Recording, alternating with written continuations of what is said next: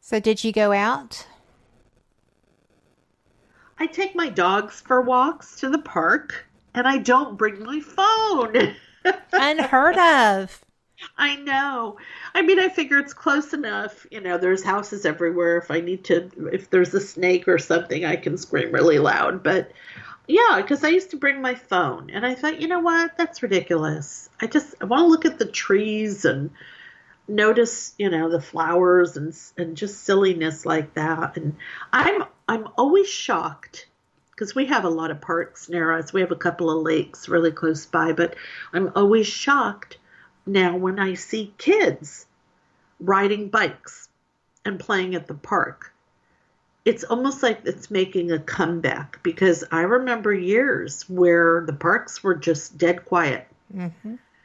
Kids, yeah, they're playing video games and what have you, but it's really nice to see more kids skateboarding and scootering and riding their bikes and playing basketball and all this stuff. And I honestly think, and I'm not exaggerating here, I honestly think that we're going to see a drive back to some of the more simple ways that things used to be, where we used to be outside more, where we used to talk to our neighbors in the driveway, Or know who they were.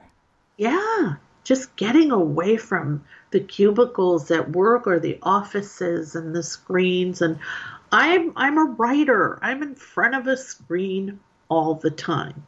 And I you do are know writing all the time. And I have to force myself to get up and move and exercise and get outside, take the dogs either to the park, take them on the back patio, go look at the roses. We live on a golf course, so the views and the sunsets are gorgeous here.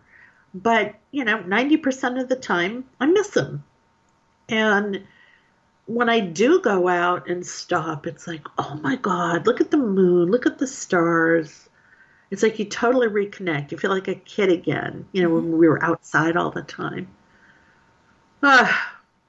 Yeah, I think a lot of people could benefit from it. There's a lot of bitterness and anger. People get annoyed so easily with each other now. So hopefully it'll be kind of a revolution to get back outside. Well, I hope so because, I think one of the problems with society is that, I think participation trophies were a terrible idea. Oh, yeah. But B, I think that if there's a tendency to sit behind your monitor and just go at someone with no repercussions, right? Except maybe go to Facebook jail for a couple of days or whatever. And yeah, exactly. There's no repercussion for opening your mouth and getting in someone's face virtually. Yeah, so people exactly. take that. And then you have people who are expecting to take that behavior out to the street and attack anyone who isn't like them, no matter what the other side them is, whatever side you are. It's just you go at that again. And then, you have nothing to fall back on if somebody pops you one. Exactly. Right? But nobody's really going to do it unless they're older because they don't know how to. Yeah. I'm a firm believer in free speech, but it comes with consequences. And the question that I always ask is, why are people projecting all their bitterness and hatred outward? Work on yourself. Yes. Try to understand why you feel so bitter and hateful. If you disagree with somebody, big deal. That person has a different life experience than you. Yeah. They see life differently. They have grown up with different circumstances. And that doesn't make them wrong and you right. It makes them different. And we need to understand that. We do. But yeah, everybody's, social networking makes it so easy to bully and take your BS out on the first person that annoys you because you Yes. feel like, hey, I don't know, I'm never going to meet them in the street, or I'm not going to invite them over for a barbecue. Why not? And that being said, we're up on our first break already. Wow. And I know, right? Astounding.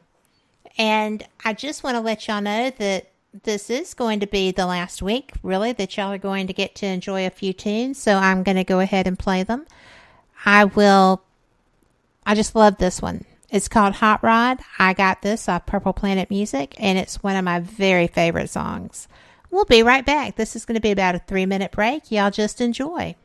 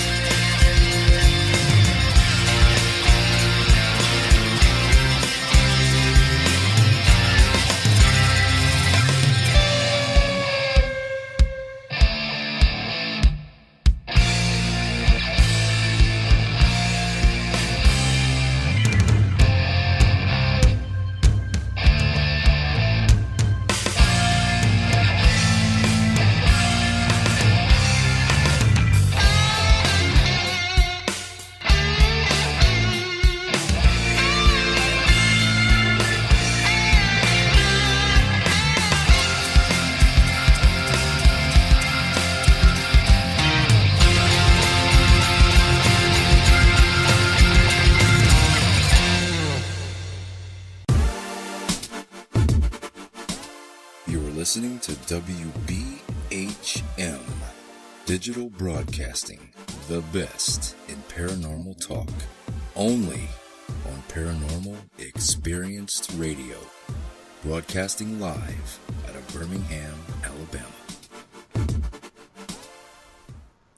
And just like that, we're back. You are listening to Paranormal Experienced Radio, and I am Kat Hobson, your host, with my guest, Marie D. Jones. And Marie, I have just had so much fun. I can't believe we're already past our first break. But I wanted to get back, if you don't mind, to the archetypes because, you had the symbols, if I'm not mistaken, are kind of responsible for who you are. Yeah. So how does that work? Well, you probably have heard the quotes and percentages about how much of our programming and our behavior patterns come from the subconscious. And I've heard some, psychologists and scholars and researchers say it could be up to 90%. So that literally means that our subconscious is responsible for the vast majority of our choices and decisions, our beliefs, our ideals, our values, why we are where we are in our lives, the patterns, the problems, the issues. It's, we think of our conscious minds as being in the driver's seat, as being in control, but really the conscious mind is more of a filter, takes everything in. All of that stuff goes and sinks into the subconscious, where it then gets embedded, whether we want it there or not. And a lot of the stuff that's stuck in there is stuff that we didn't even put in. We heard it from other people. We were told it as children from parents and society and religious leaders and political leaders and the media and what have you. With archetypes, that takes it to an even deeper level. So your subconscious is your individual storing house of everything that's ever happened to you and how you feel about it and how you felt about it.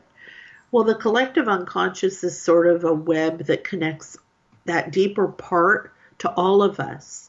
So things like universal beliefs, symbols that we all understand, like the superhero, excuse me, or the victim, the villain, the martyr, the maiden, the princess, the diva. Those are all archetypal symbols that exist in that collective level, that no matter where you go in the world, people understand them. They might have a different name for them. Like they might not call a martyr in India. They have a different name, but they totally get what it means to be a martyr. And so what we find is that these archetypes are at play in our own lives. Most of the time we don't even think about it. We wonder why, maybe we have certain behavioral patterns that keep getting us into trouble, or we can't stop drinking or smoking, or we can't lose weight, or we can't stop, hooking up with the wrong kind of men or women. And all of that stuff comes from the archetypes that we have chosen to believe about ourselves. We have total control over changing those, swapping them out. The problem is very few people will even stop to identify the archetypes that are at work in their lives. So if I have a friend who always tells me, if you can't identify it, you can't fix it. And I always get mad at him. Yeah, whatever. But it's so true. Well, it just sounds fascinating that this is something that you can just... I'm assuming you have to educate yourself on methodologies to make those changes, right? Or is it just plain and simple? Well, like I wrote about a lot of different techniques and tips and things that I had been taught and that I had used. Really how this all came to be is a few years ago, I've been through 12-step programs numerous times with other people, for myself. And what I started to think about was how we associate with our addictions. And because of that, we perpetuate them. And if I'm constantly calling myself an addict or an alcoholic, am I perpetuating that? If I constantly call myself the victim, oh, you're always picking on me. Oh, I always have to do everything. Oh, the victim mentality. Yes, the woe is me. Yeah, and anything else, maybe, an arrogant leader. Oh, I always have to take charge because you people can't do anything. You're all inept and just a bunch of losers. I'll do it. I'll take charge. So we have all these different parts of ourselves that are archetypal. Some of them are beneficial. Like there are times when I really do need to be a leader, but not always. Other times I want to be a collaborator. Other times I might want to follow somebody else's lead because they know what they're doing. But if we don't recognize the imbalances of those archetypes, then we keep doing the same. It's like insanity. We keep doing the same things over and over. And we can't figure out why we're so miserable. We can't figure out why nothing changes. So deep within you, if you buy into the archetype of a victim or a martyr, just like the law of attraction, that's what's going to keep showing up in your life. And you may keep saying, why does this stuff keep showing up? Consciously, I don't want to be a victim anymore. Consciously, I'm aware that people use me and walk all over me and take advantage of me, and I want it to stop. Well, that's fine, but subconsciously on that deeper level, you haven't cleaned out the archetype